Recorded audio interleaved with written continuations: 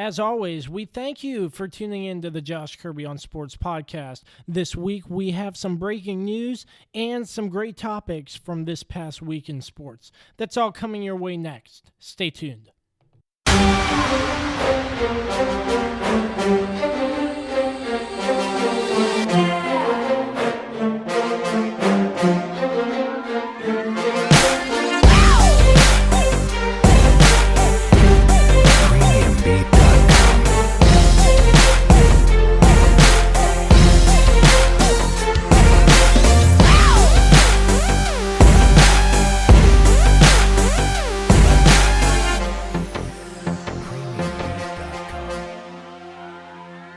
Oh, indeed. I'm glad you connected. This is Dave Johnson, voice of the Washington Wizards. You have connected to the right place because you are listening to my man, Josh Kirby on Sports Podcast. Breaking news. Thank you for tuning in to the Josh Kirby on Sports Podcast. Manny Machado has signed a 10-year, $300 million contract with the San Diego Padres. We're going to get it started off with the biggest free agent signing contract in American sports history. Of all the teams that we would have thought that Manny Machado would have gone to, the Padres? They were in the running for somebody. I'll tell you that as I introduce myself, the host of the Josh Kirby on Sports podcast. Thanks once again to Route 11 for sponsoring this episode of the Josh Kirby on Sports podcast. Thank you to Free Forever Jam Studio, PremiumBeat.com. And thank you for that wonderful intro. Let's continue now, but yeah. That was fast. But anyways, yeah, the Padres were looking for somebody. They shopped around for Bryce Harper. Apparently, it didn't suit them. And luxury living in San Diego seemed to be the mindset of Manny Machado. Well, Manny was in L.A. for a little while for that World Series run. But it's the Padres. I'll get into it here in a sec. But I think the Padres could use Manny. I think it's going to be good. Yeah, but the details of the deal here, 10 years, $300 million. Yes, $300 million. So $100 million for 10 years, right? $300 million for 10 years. Yeah, $300 million for 10 years. So how many is that a year? Do the math. How much is that a year? It's $30 million a year. $30 million a year. That is crazy. And I'm not the math guy over here, but that's basic either. Math, okay? Yeah. That's now. I don't really know math. Sorry about that. But anyways, just to put it in perspective, the Nationals asked Bryce Harper 10 years, $300 million. So what does this mean for Bryce Harper now? You already stole the words out of my mouth. I posted that on Twitter. Yeah. We could possibly see an even bigger free agent signing than Manny Machado if Bryce Harper gets picked up. And this is the biggest as of right now. Past Alex Rodriguez. Yeah, people will say like inflation and everything that has come since Alex Rodriguez's contract still makes Alex Rodriguez's contract the biggest. But $300 million, man, for 10 years for the Padres. When I was in my undergraduate, I did an MLB case study plan for the San Diego Padres. Let me tell you, when I say that the Padres are a bad franchise when it comes to baseball, it was hard to basically try and make a franchise appealing to a whole bunch of fans. That was my job. Wow. I had to make the franchise be appealing to other fans. And guess what? It was hard. That was a lot of work because the Padres have been one of the worst teams in baseball for the past 5 years now. Yeah, don't get me wrong. They have some of the most best uniforms with, of course, being down there with Camp Pendleton in San Diego, the military uniforms, the support that they show to the troops of the Marine Corps.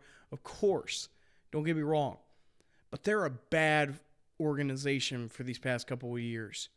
And Manny Machado may be the step up. He may be. But the Padres just, they don't reel in a lot of ticket sales for fans to constantly come in and see Manny Machado, in my opinion. Who knows? Maybe that could change. I guess so. But like I said, for the past 5 years, when I did that case study, it was so hard. Their average attendance was so low. It was near the bottom of the MLB. And so seeing this, I don't know if it's really just going to bump him up so much. It may be, because he is a huge figure in the MLB.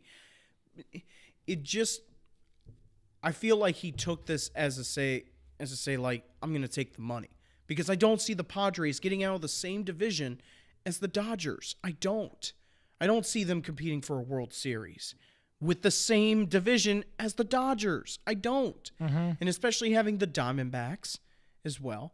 Like, it really confuses me with this acceptance unless I saw what contract he signed. And now I understand. There may be a bigger story to this. There may be a bigger story. But from what I can see and what I have studied, I just don't agree with this signing for him. If he wants to win a championship, got very close last year, But to go into the same division as the Los Angeles Dodgers, to go to the bottom team in that division, I don't see that as a good signing.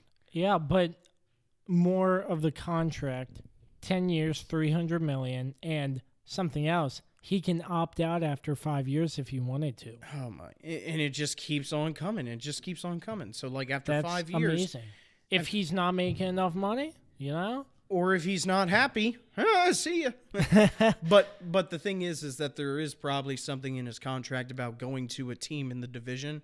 So he probably will be able to opt out, but not be able to go to an NL West team. So that is a plus sign for the Padres. But still, you're giving him a 10-year contract, but you're giving him basically 5 years to say, like, do I want to stay here in San Diego? And after 5 years, I don't know if he'll want to stay in San Diego. Prove me wrong, though, please. But from what I studied and saw from San Diego, it hasn't been good for a while. All righty. Well, this means now, do you think Bryce Harper will be getting an even bigger contract? Yes. And from who? Honestly, I wouldn't be surprised if the Dodgers gave him the money. I really wouldn't. The Dodgers, really? I really wouldn't. Ooh. He's meeting with the Phillies. I'm hearing the Phillies. I keep hearing about the Phillies too, but I just see no ground being laid for him.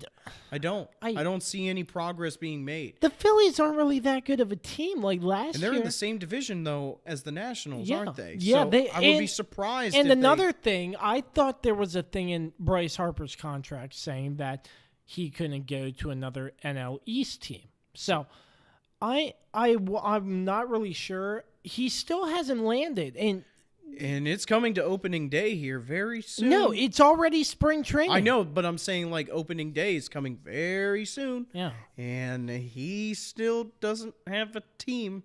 I don't know what to say for the most popular guy in baseball now to not be on a team.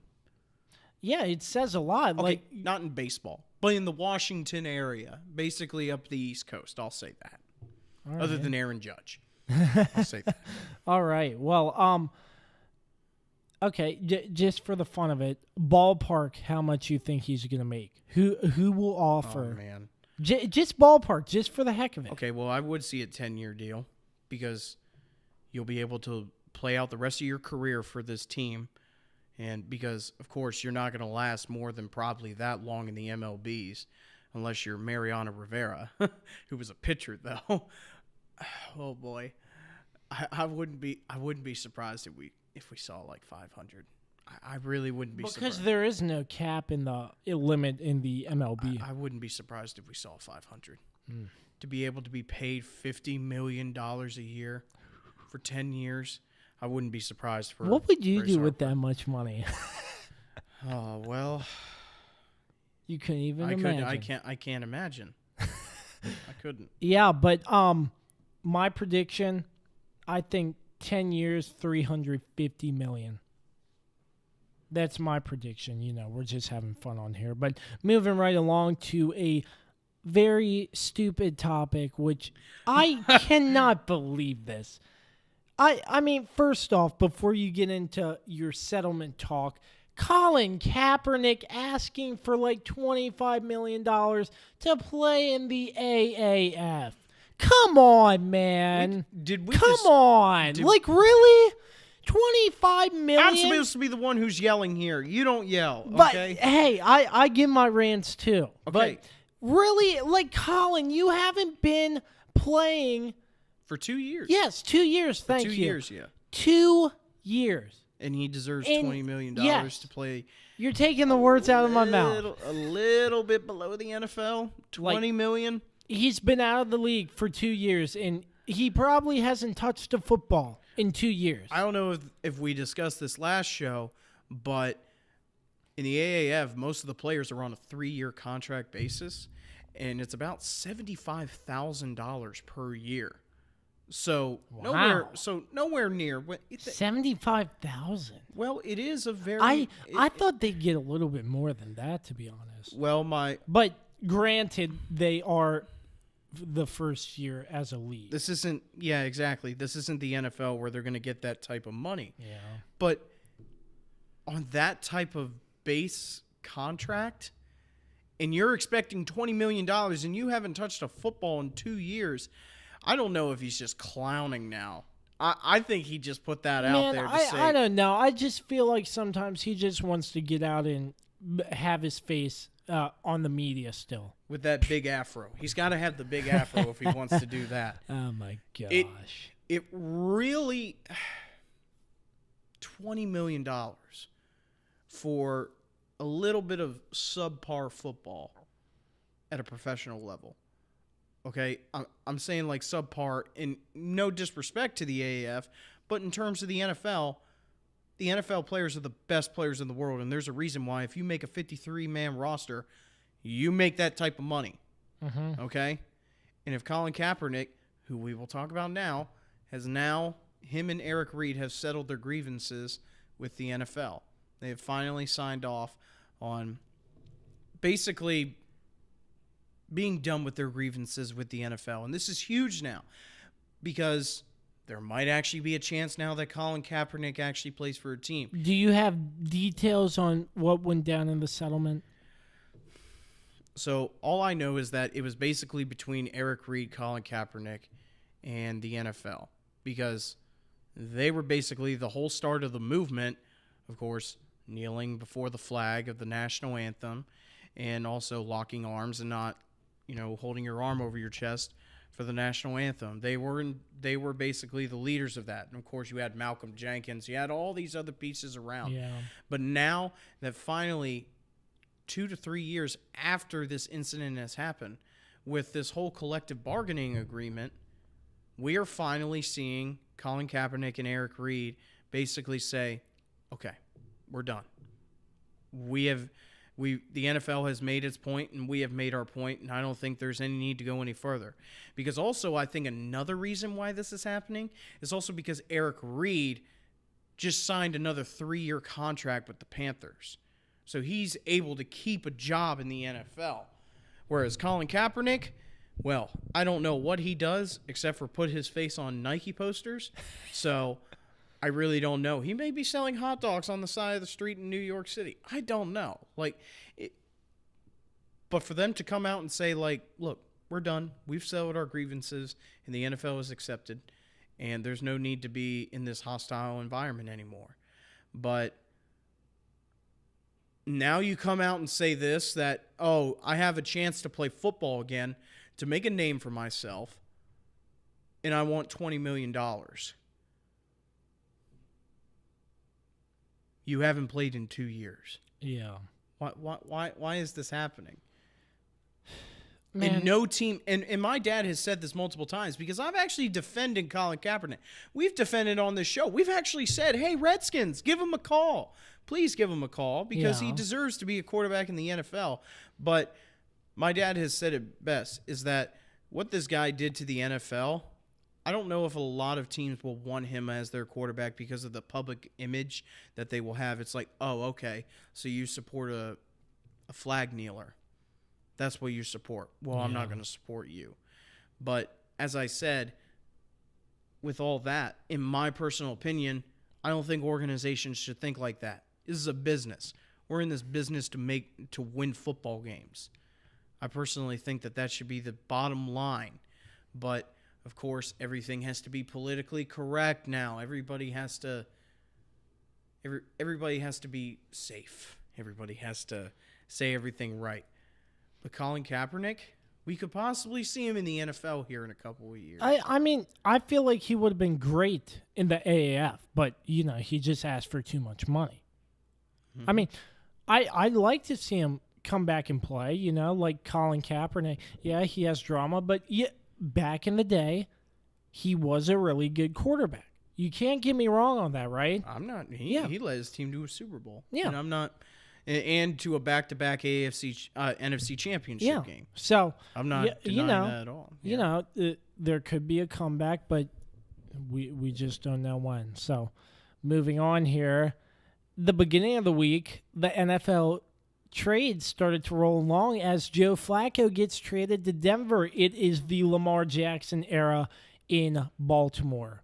And Joe Flacco, the start of the league new year is until March, so the trade isn't official, but Joe Flacco going to Denver for, I think they're speculating a 4th-round pick.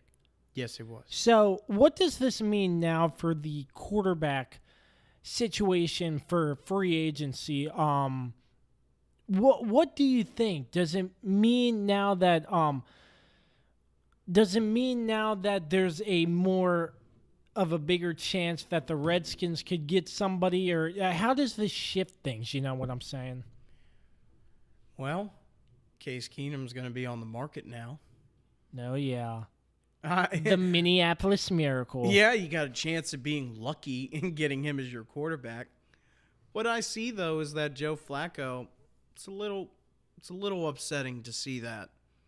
I know as a Pittsburgh fan, I personally haven't been the biggest fan of Flacco ever since he won his Super Bowl. In my personal opinion, he has deteriorated in terms of his stats.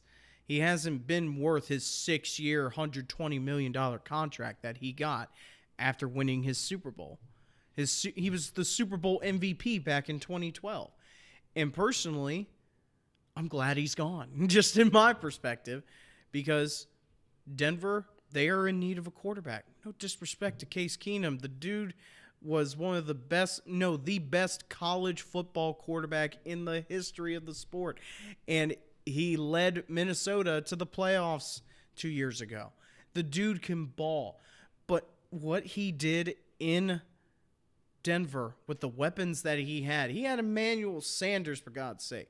And they had a piss-poor offense. They really did. And that was an issue, though, also because Vance Joseph, who had 2 back-to-back losing seasons as a head coach there, he's a defensive coach. He's not going to be able to be the guy who is able to turn a quarterback like Case Keenum, who had a lot of struggles in his career but had one good year in Minnesota, to be the guy of Denver. Joe Flacco knows how to run an offense. And I do believe that if the Broncos are able to get some new guys on defense, they could be a very good team because they have the potential to be a good team. Because we all know that Von Miller and that defense can play. We all know that. But I want to look at Baltimore, though. The Lamar Jackson era. Why? Yeah, I don't know. Why? I don't really know. I just think they were bought in on Lamar Jackson, and they're going to keep him. They drafted him, and I think it's the same situation as sort of Alex Smith and Pat Mahomes. Pat Mahomes gets drafted. That's very true. Yeah. Lamar spent a year under Flacco, and then he got some playing time. Yeah, Mahomes didn't. I mean, not the full year. Yeah. But, it's sort of the same situation, if you know what I mean. But, anyways, I think this trade hurt Baltimore more than it helped them because I'm not sure if Lamar Jackson is ready to be a starter. I don't. Really? I didn't think he was that good of a quarterback coming out of Louisville. To be drafted as a first-round number 32 overall pick, last in the first round, Yeah, I agree. I didn't think that he was that great of a quarterback coming out of college to begin with. He reminded me, once again, of a lot of RG3, except RG3 had an actual very good throwing accuracy. He actually was a good quarterback. What I saw with Lamar at Louisville is that it was predicated on the run game. Mm-hmm. He was a very prolific quarterback when it came to the run game. And you could see some of the games he's played, he's been rushing. He's been running. It's more of a run game. Yeah, but what I saw from in that Chargers game is a guy who is inexperienced and a guy who also got his behind whipped in that game. Yeah. Because the Chargers were able to dissect him and say, this guy is not going to throw the ball deep downfield. Because if you go back to look at the Chargers versus Ravens game, yeah, the first one when they played in LA, those guys got lucky. The Ravens got lucky on a lot of the plays that happened, and it was mainly their defense that carried them to that win. Lamar Jackson, he may be a special player. Of course he is. He has the running ability. But man, was he awful to watch in that playoff game. There was no contest in that playoff I game. stopped watching, to be honest with you. Mm-hmm. I was like, man, this isn't playoff football. This is a one-sided victory. Now, of course, this is just our personal opinion. We Yeah. mean no hate towards Lamar Jackson. But in terms of putting all your marbles into this guy, I think you should have I waited. think you should have waited. If not Flacco, get another veteran. Exactly. Yeah. And now, guess who's going to be Lamar Jackson's backup? RG3. So, Oh, man. I remember the days with RG3. That was pretty good. You remember some of those memories with RG3? I remember the Reminiscing? 1 year, 2012. That's Oh, about the it. one 2012. You know, they ran the table and it. Oh my gosh! And Ran the table. now, yeah, they went 2-6, lost to the Panthers, and in their homecoming game bye week ran the table to get to the playoffs, 10-6. As Coach Mintier makes an appearance at the bar. What up, Coach? My man. Hey, fellas, what's up? Hey, yeah, Coach isn't making an appearance. He's just down here. But, yeah, I just think it's more of Denver. I think Denver, I think they can work around Joe Flacco. In case Keenum's on the market now, somebody's destined to pick him up. Any thoughts who might? Baltimore? No, I'm kidding. That would be funny. No. You know?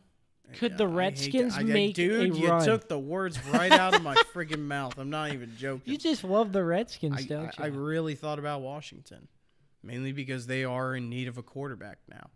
And if the draft doesn't go as we expect it should with Will Grier, we could see. They're throwing out Dwayne Haskins, Kyler oh my Murray. God, this.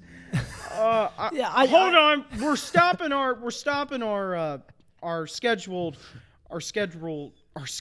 show right now because I want to go off on a little rant about how this is literally what Dwayne Haskins is Cardale Jones. I can't say Where's it enough. Cardale Jones, a backup I for the can't say this Chargers? enough. When I see Cardale Jones, I think of Dwayne Haskins, a guy who literally had 3 games in his entire college career that proved himself. Dwayne Haskins, he wasn't that impressive to me. Against good teams, what did he do? He struggled except for the one game against Michigan, and that's because Michigan's overrated. And that, to me, like, what has Dwayne Haskins done in his college career except for 1 year? And what did Cardale Jones do? He won 3 games because JT Barrett broke his ankle. Led him to a national championship, no doubt. But the next year, he split time with TJ Barrett. He didn't even play a full season. JT Barrett. He played half a season with JT Barrett. They basically came in twice during the game. I don't get Dwayne Haskins. I don't see it. I really don't. Yeah, And when I see don't the either. And when I see the Redskins going for him over Will Grier, who is a prototype quarterback that you want in your system, What has Dwayne Haskins done that Will Grier hasn't? Yeah. They're also throwing out Kyler Murray's name, too. If you had any thoughts on that. But No, we'll save that for later. yeah. Okay, so let's get back on track of things here, CJ. Sorry to rant about that. Antonio Brown. Oh, man. Mr. Big Chest. That's his new nickname. Huh. What's going on there at Heinz Field? I mean, the Steelers... Well, I don't know what's going on at Heinz Field. It's just a stadium that's there that's literally cold now. Hey, you know what I meant. Okay. Well, from a fan perspective, I have to say that this is a little... It's a little like, who do I vote for? But from a perspective of me, it's like, who in the world do you think you are, Antonio? You come out and you say this AMA on Twitter about ask me anything. And then you come out and talk about how, like, Big Ben is to blame because he has an owner mentality and all this, and he doesn't own up to his mistakes, which is a bunch of baloney. Anyone who's a Steelers fan who says, like, oh, yeah, I agree with everything that Antonio Brown has said, all right, then Steelers didn't win 2 Super Bowls in the early 2000s then. If you trust Antonio Brown more than Ben Roethlisberger, then the Steelers don't win the first 2 Super Bowls. And they also don't get to a third. I hope you understand that. Because also, Antonio Brown, everything that you are saying now is not only making you worse as a human being, it is deteriorating your stock as wanting to be traded. Because apparently it was either today or yesterday. It was today, actually. He met with Art Rooney. He met with the Rooney, the president, had a secret meeting, and they have come to agreement that he wants to be traded. He doesn't want to play for this organization. So guess what? For all you fans who stick by him, go to whatever team he goes to then. Those are called bandwagons. Because those are called bandwagoners and who've only been fans since the time Antonio Brown has been popular. Because I have been a fan because Ben Roethlisberger was the biggest reason why I am a fan of the Steelers. Ben Roethlisberger was a different type of quarterback than a lot of other quarterbacks, and he's going to be a Hall of Famer. Antonio Brown, yeah, he may have some records, but he hasn't proven himself to be a Hall of Fame wide receiver. You know what I see when I look at Antonio Brown? I see Terrell Owens. I see a guy who has so much potential, a guy who is the best wide receiver in the league for his time. Always having haters about him, always proving him wrong, coming up in the biggest moments of the game. But when it's off the field, when it comes to distractions, you can't help but just go, why do you do this? Because that was Terrell Owens. And guess what happened to him? He's a Hall of Famer, but he should have been a first ballot Hall of Famer. And that was taken away from him because people did not see they did not see that he should be a Hall of Famer in his first year. I don't like the Hall of Fame period. You don't like the Hall of Fame period? Yeah, because there's one person in particular who still hasn't gotten voted in. Joe Jacoby. I'm just going to leave it at that. Okay, so getting back on topic. When I see Terrell Owens, I see Antonio Brown, a guy who distracts his team, a guy who basically has to say, everybody look at me. And then he comes out with this Instagram live story today saying, like, any teams that are showing off guaranteed money, look my way. What are you doing, man? What are you doing? So you're basically telling the teams, like, I don't care what you got. You better have the guaranteed money, though. And I want to go back to people about, like, saying, oh, Big Ben is to blame for this. Big Ben is a huge part of the problem, especially for what Shannon Sharp said about saying, like, Big Ben has always been a problem. He's always been a problem. I'm trying to imitate his big lips, but I can't do it right. He's always been a problem. So I want to go back to some specific games, most notably the Super Bowl that we lost to Green Bay. Big Ben came out after the game and said, obviously, it's disappointing to lose. I take that loss on me. It's on me. I played poorly in that game, and that loss is on me. Oh, it's only the Super Bowl. You can't get any. That's weak sauce. You can't blame yourself for that. All right, let's go to 2 years later on opening day. It's Peyton Manning's return to the NFL. Comes to Denver. Big Ben throws 2 interceptions in a game-ending pick 6 to the Broncos. What does he do? I played poorly that game. That's on me. That's absolutely on me. So if you're saying like, oh, well, that's long ago. Look at that. He in the divisional round against the Jaguars. He said, well, we put up a heck of a fight, but when you put 14 points on the board because of turnovers, that's on me. I take that loss on me because that's my fault. What? He doesn't blame himself. Kicking off just this past year, they lost to the Baltimore Ravens in October. I'm not playing well enough. I need to play better. Today was a bad day at the office. I promise I'll be back playing better. Oh, what? No way. And then in December, 2 months ago, and of course he said, I thought, and I still to this day thought I put the ball where it needed to be, but it was too far, and I feel bad. I told Justin because he got hurt on that play, and I feel bad. If I would have thrown a better ball, he would have gotten hurt. He wouldn't have gotten hurt. You have to connect on that throw, and it's on me. Those are all instances where Ben Roethlisberger takes the blame on himself, acting like Big Ben doesn't take any notice that he calls players out. For the love of God. Yeah, I understand. It's bad to call out your teammates publicly, but when you take the blame on yourself, it's like, whatever. Grow some thick skin. For the love of God. Yeah. I know the media and social media is such a big, huge thing in our lives now. Yeah. I understand that. But grow some thick skin. It's a terrible situation down in Pittsburgh. You're a professional player in the NFL.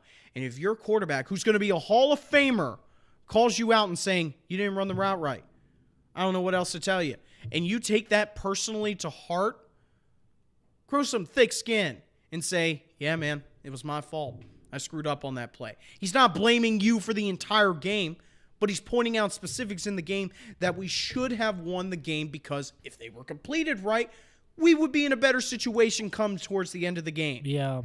And I don't understand where people are becoming so sourpuss when it's like, oh, how could you say that about your teammates? Well, I've been playing in the NFL since 2004.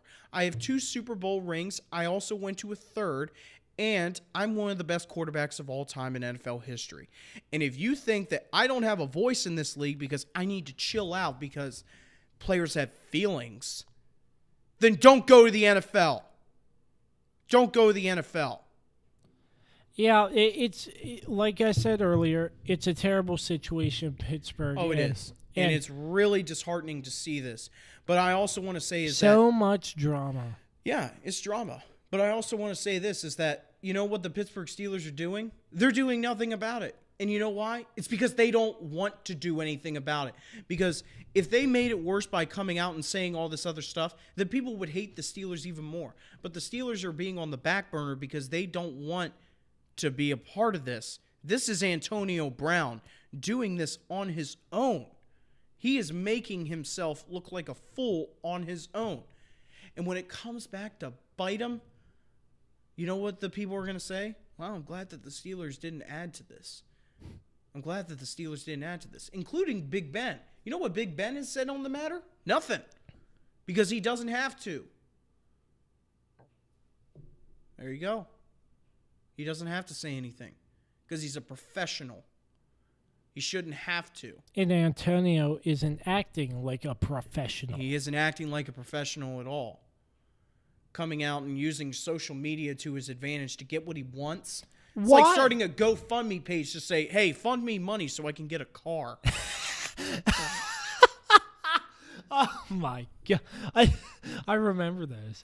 Oh, they're still prevalent. Oh They my still are. gosh, I cannot believe. Hey you guys, just send me said- some money so I could go to a new team, please. I reached my goal of $17 million.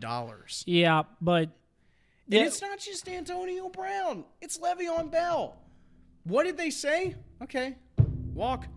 The Steelers have been around before you and will be around after you. And people want to say, yeah, it's all about wins.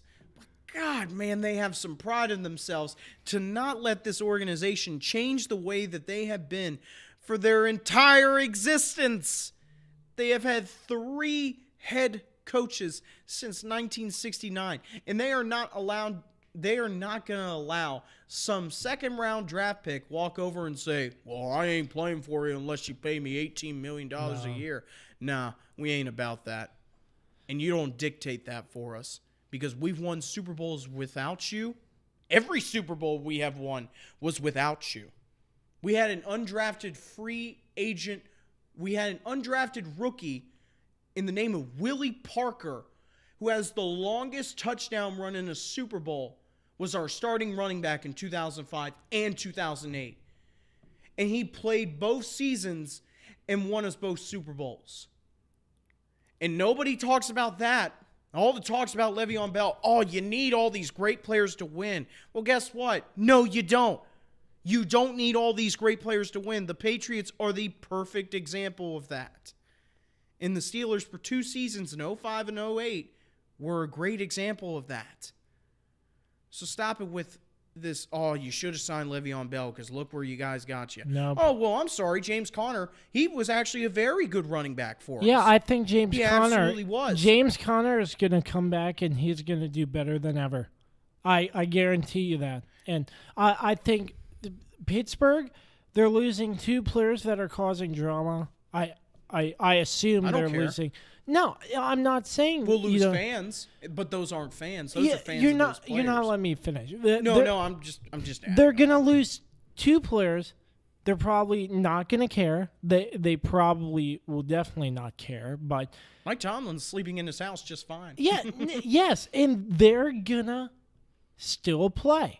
They're gonna play the game of football. They're gonna find the guys to replace them. They have guys. You know, Juju's a pretty good athlete. Juju's a perfect example of a great person.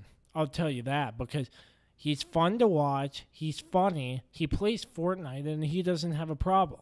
You know, yeah. You know some of the Fortnite stuff. Like Juju's just a fun athlete to listen to or whatnot. But the Steelers are gonna get out of this and they're gonna find a way to win. And I think they'll be pretty good next year. All right, so moving on here. I hear you want to talk about Marquise Brown's situation on him not attending the NFL Combine from Oklahoma. So actually, the nephew of Antonio Brown. More Browns causing trouble. So, this is a very huge thing. Well, not really, because the Combine doesn't prove anything, in my opinion. The Combine is just 3 days of basically just basic stuff, showing if you can actually run. Can you bench press? Can you run drills? Can you do all this? Oh, yada, yada. But Marquise Brown was Oklahoma's number 1 receiver. Very fast, otherwise known as Hollywood. So it's a big thing not seeing him go to the Combine because he could have possibly done something very cool in the 40-yard dash. Who knows? He probably could have broken John Ross's record of the 40-yard dash because he was that fast of a receiver. So it was just a short little topic, though, about how Marquise Brown, this could hurt his draft stock because people won't be able to see him at the Combine. And he could have possibly broken John Ross's record in the 40-yard dash. So he might, if he was there, he possibly could have. If he was there, he could have broken Rich Eisen's 40-yard dash record, too. Everybody could have. Not me, though. I couldn't have. Yep, and last 2 things slightly touch on the All-Star game. Team LeBron comes back over Team Giannis, and the All-Star game is just a fun game to watch every NBA player do alley-oops and dunks. And Team LeBron wins. LeBron in like his 12th or 13th straight All-Star game. What? Yeah. I know. No, I wish. And they adopted the old NFL format. And I wish that the NFL Drafting. format would still keep that format. Because, no offense. Team against who? Like drafting from opposite That's what I'm thing. saying, is that I wish that the NFL would go back to that format. Really? You like that? Yeah, because it was actually very enjoyable to watch because you could root for whatever team you wanted to. Yeah. But now they still just have the AFC versus NFC, and it's like, dude, it was actually very contested back when they drafted those teams. Yeah, because the AFC always routes the NFC. Well, for a couple of years, it was the NFC over the AFC, but anyway. Every year I've remembered, the AFC would kick the NFC. So Team LeBron gets the victory, the moral victory All-Star game. And that dunk contest, did you see, I don't even know his name, but he imitated Vince Carter's Superman and jumped over Shaq? Yeah. Oh, my God. Man, that weekend's so fun to watch, just the dunk contest and everything. And our final note, the Daytona 500 was on Sunday. And, wow, a month after Joe Gibbs' son, JD, dies, Denny Hamlin from Joe Gibbs Racing wins the Daytona 500. And I'm not surprised. I called it. I called that race, too.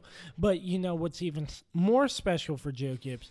Joe Gibbs Racing placed 1, 2, and 3 in the Daytona 500. First, second, and third. Denny Hamlin wins. Kyle Busch in second. Eric Jones in third. Daytona 500, it's always a great time, and I'm not They'll sure. be back there. Yeah, I'm one more race. not sure if you're a big race fan, but did you see that crash towards the end of the race? I've seen one of those before, Oh but yeah, my it had gosh. to imitate that one. Oh, like With you 10 always, laps to go, that's very scary to see. all you those cars. always get the granddaddy of them all towards Yeah. the end of the race. Like nothing beats the Daytona 500. Like the Super Bowl in the opening day of NASCAR combined into one. Like there's nothing like it in stock car racing. And watch it towards the end, it gets to heat up and you're racing. Only and, real hardcore NASCAR fans can sit through a whole NASCAR race. Though. yeah, that's I will like say 4 or that. 5 hours. I'm not that big. I a got fan. better things to do.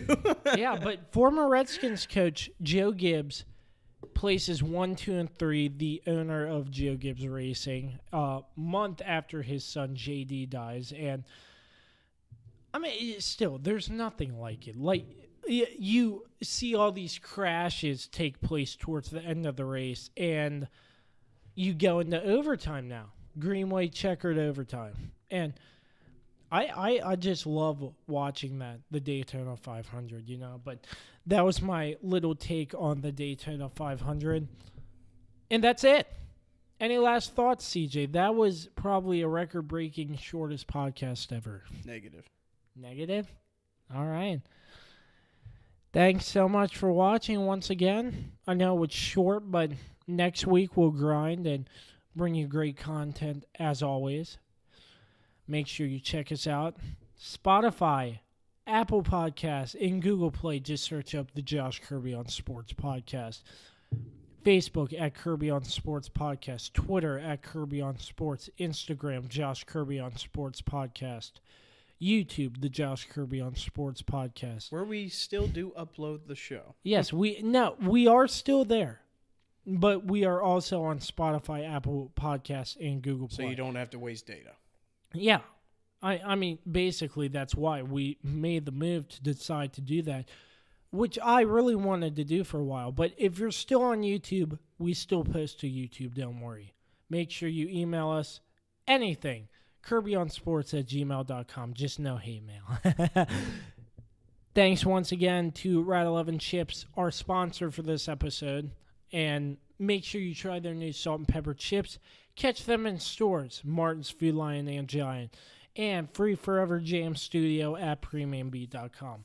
Till next week, people, we say so long. Thanks so much for watching, and we'll catch you next time.